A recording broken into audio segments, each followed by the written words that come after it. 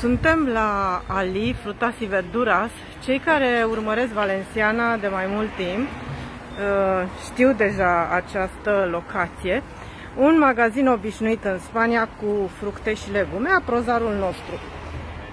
Ce îmi place la el este că are marfă de bună calitate și este foarte curat în magazin. Este și ingenios, am să vă arăt imediat.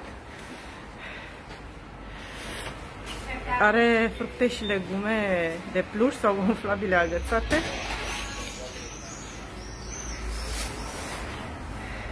Prețuri așa de curiozitate: cireșele 6 euro, piersicile 2,50 euro.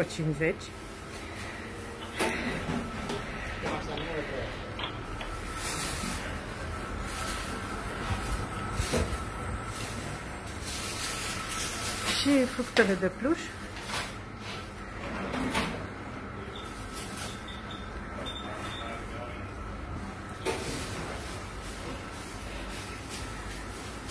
Dăm așa o tură prin magazinul lui Ali,